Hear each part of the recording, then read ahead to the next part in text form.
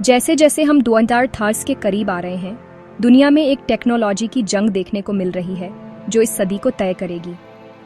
America और चीन infrastructure, economy और सोसाइटी के फ्यूचर को शेप देने की होड़ में लगे हैं। ये कंपटीशन नए अलायंस बना रहा है और देशों को साइड चुनने पर मजबूर कर रहा है। अमेरिका अपने सिलिकॉन वैली के इनोवेशन की विरासत लाता है, जबकि चीन बड़े सरकारी इन्वेस्टमेंट और एक बड़े डोमेस्टिक मार्केट का फायदा उठाता है। यूरोप, जो साइंटिफिक टैलेंट से भरा है, आइडियाज को ग्लोबल प्रोडक्ट में बदलने के लिए स्ट्रगल कर रहा है। दांव ऊंचे हैं। एआई, सेमीकंडक्टर और ग्रीन टेक में लीडरशिप सिर्फ इकोनॉमिक पावर ही नहीं बल्कि ग्लोबल इन्फ्लुएंस भी तय करेगी। ये एक मल्टी फ्रंट वॉर है जो एल्गोरिदम, सिलिकॉन और पॉलिसी से लड़ी जाती है, हथियारों से नहीं। हर प्लेयर की अपनी यूनिक स्ट्रेंथ और वीकनेस है, जिससे रिजल्ट अनिश्चित है। जैसे जैसे हम इस रेस को एक्सप्लोर करते हैं, याद रखें, टेक्नोलॉजिकल लीडरशिप टुकड़ों में होगी, जिसमें अलग अलग देश अलग अलग डोमेन में एक्सेल करेंगे। आर्टिफिशियल इंटेलिजेंस में जंग का मैदान है। अमेरिका फाउंडेशनल एआई रिसर्च में आगे है, लेकिन चीन के बड़े डेटा रिसोर्सेज तेजी से रियल वर्ल्ड एप्लीकेशन को बढ़ावा देते हैं। सेमीकंडक्टर में अमेरिका चिप डिजाइन में आगे है, लेकिन मैन्युफैक्चरिंग ताइवान और साउथ कोरिया में कंसंट्रेटेड है। कमजोरियां जिन्हें चीन तेजी से दूर करने की कोशिश कर रहा है। चीन चिप सेल्फ सफिशिएंसी हासिल करने के लिए अरबों का इन्वेस्टमेंट कर रहा है, खासकर मैच्योर टेक्नोलॉजी में। क्वांटम कंप्यूटिंग एक वाइल्ड कार्ड है, जिसमें अमेरिका और चीन दोनों ऐसी ब्रेक थ्रू के लिए होड़ कर रहे हैं जो साइबर सिक्योरिटी और इंडस्ट्री को बदल सकती है।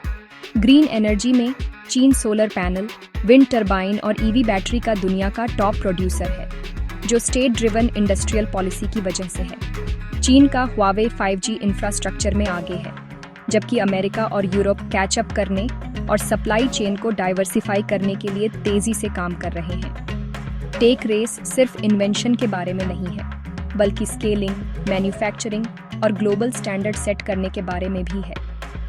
हर area, AI, chips, quantum, green tech और टेलीकॉम का अपना लीडर होगा। पावर का बैलेंस शिफ्ट होगा, क्योंकि देश अपनी स्ट्रेंथ पर खेलेंगे। रिजल्ट दशकों तक दुनिया के डिजिटल और फिजिकल इंफ्रास्ट्रक्चर को शेप देगा। 2030 तक अमेरिका शायद frontier research, AI, advanced chips और क्वांटम ब्रेकर थ्रू में आगे रहेगा। उसका चैलेंज इनोवेशन को चीन जितनी तेजी से मास मार्केट प्रोडक्ट में बदलना। चीन टेक्नोलॉजी को स्केल करने और अप्लाई करने में एक्सेल करेगा। स्मार्ट सिटी, लॉजिस्टिक्स और ग्रीन मैन्युफैक्चरिंग में डोमिनेट करेगा। यह अभी भी सबसे एडवांस्ड चिप्स में पीछे रह सकता है, लेकिन एसेंशियल मिड रेंज सेमीकंडक्टर में एक पावर हाउस होगा। यूरोप साइंस और रेगुलेशन में एक लीडर बना रहेगा। डिजिटल एथिक्स और प्राइवेसी के लिए ग्लोबल स्टैंडर्ड सेट करेगा। लेकिन एक यूनिफाइड मार्केट और बोल्ड इन्वेस्टमेंट के बिना यह कमर्शियलाइजेशन में पीछे रह सकता है। टेक लैंडस्केप एक पैचवर्क होगा। रिसर्च के लिए अमेरिका, एप्लीकेशन के लिए चीन, गवर्नेंस के लिए यूरोप।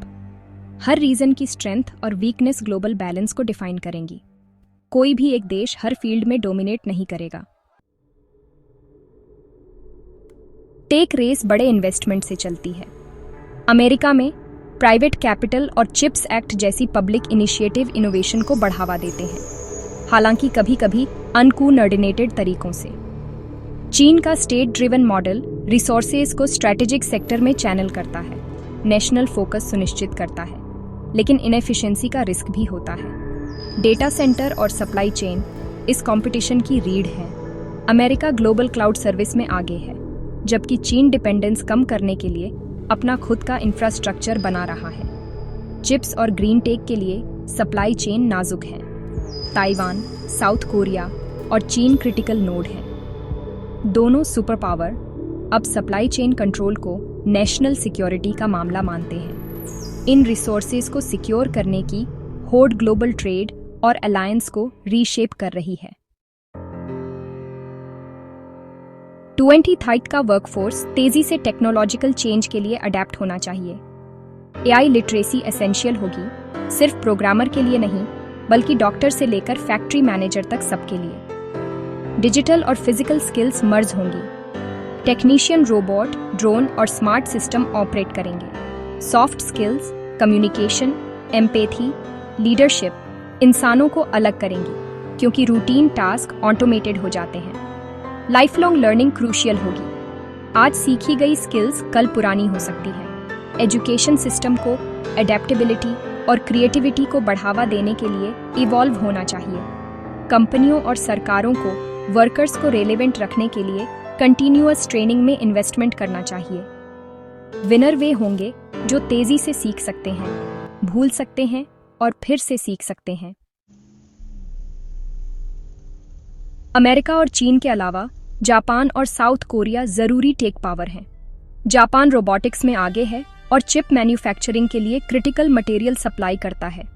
साउथ कोरिया सैमसंग के साथ एडवांस्ड सेमीकंडक्टर और डिस्प्ले टेक में एक ग्लोबल फोर्स है। दोनों देश ग्लोबल सप्लाई चेन में वाइटल लिंक हैं, जो उन्हें फायदा देते हैं लेकिन भू राजनीतिक जोखिमों के लिए भी एक्सपोज करते हैं। उनकी एक्सपर्टीज अमेरिका और चीन के लिए जरूरी है, जो उनके कंपोनेंट के बिना एडवांस टेक नहीं बना सकते। जैसे जैसे सप्लाई चेन शिफ्ट होती है, जापान और साउथ कोरिया की भूमिका और भी क्रिटिकल हो जाएगी। उनकी कंटिन्यूअस इनोवेशन पावर के बैलेंस को शेप देगी। वे स्पेशलिस्ट कोऑपरेशनी हैं, जिनकी हर टेक सुपर पावर को जरूरत है। यूरोप एक विरोधाभास है। रिसर्च में वर्ल्ड क्लास, लेकिन कमर्शियलाइज करने में धीमा।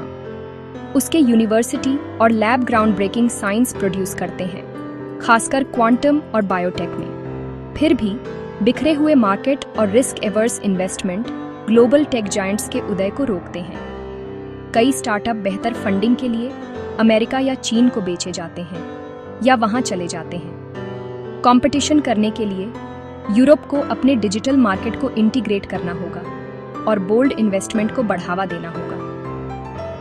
यूरोपीय चिप्स एक्ट जैसी पहल उम्मीद दिखाती है, लेकिन और भी बहुत कुछ करने की जरूरत है।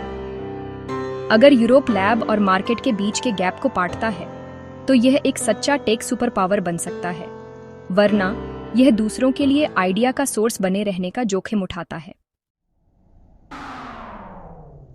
2030 तक का रास्ता अनिश्चितताओं से भरा है।